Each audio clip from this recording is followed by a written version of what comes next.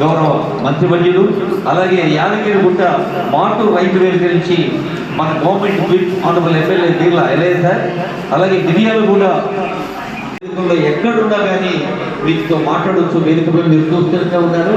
ఒకసారి చూడండి, సచివాలయం ప్రాంగణంలో రాజీవ్ గాంధీ గారి ఆశీస్సులతో మనమంతా రైతులు గౌరవనీయులైన మన రాష్ట్ర ప్రభుత్వ సలహాదారు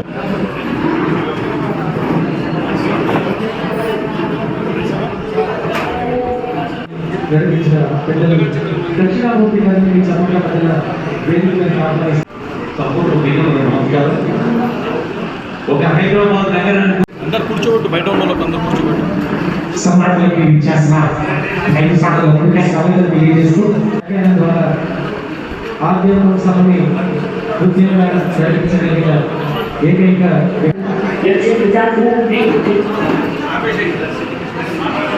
గోలికొండ, పెగడపల్లి, అశ్వారావుపేట, మోమిన్పేటకి మన స్పీకర్ గారు వస్తారు. రైల్వే వేదిక నుంచి గౌరవ శాసనసభ్యులు గారి ఆదినారాయణ గారు మన పాలమూరు జిల్లా ఉన్నారు. మరి ఈ రోజు ఈ పండుగలో కూడా అన్ని జిల్లాల రైతు వేదికల్లో పాల్గొంటున్నారు. ఇదే మన రైతు నేస్తం.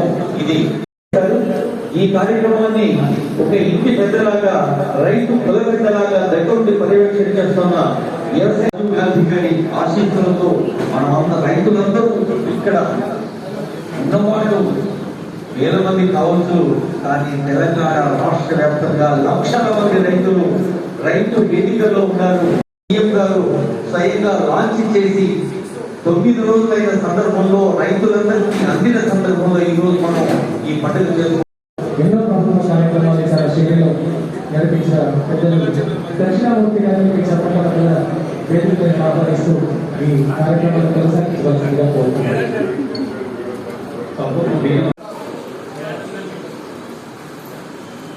కామారెడ్డి జిల్లా మీసంపల్లి రైతు వేదిక నుంచి గౌరవ మంత్రివర్యులు స్వాగతం పలుకుతోంది.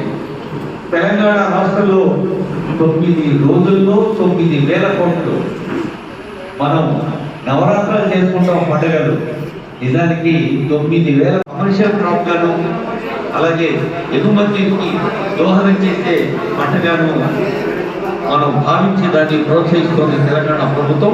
మరొక తెలంగాణ రాష్ట్ర ప్రభుత్వం పక్షాన వ్యవసాయ శాఖ పక్షాలు గౌరవనీయులైన ముఖ్యమంత్రి వర్యులు శ్రీ రేవంత్ రెడ్డి గారు, గౌరవ ఉప ముఖ్యమంత్రి వర్యులు మరుదుపూర్తి విక్రమార్క గారు, గౌరవ మంత్రి వర్యులు, గౌరవ ప్రజలందరూ మేడ్చల్, మల్కాజ్గిరి, ములుగు, నాగరికర్నూలు, నల్గొండ, నారాయణపేట, నిర్మల్, నిజామాబాద్, పెద్దపల్లి, రాజన్న సిరిసిల్ల, రంగారెడ్డి, సంగారెడ్డి, మొత్తం ప్రభాకర్ గారు ప్రస్తుతం కామారెడ్డి జిల్లాలో ఉన్నారు. మరి మీతో ప్రత్యక్షంగా ఇక్కడి నుంచైనా మాట్లాడతారు లేదా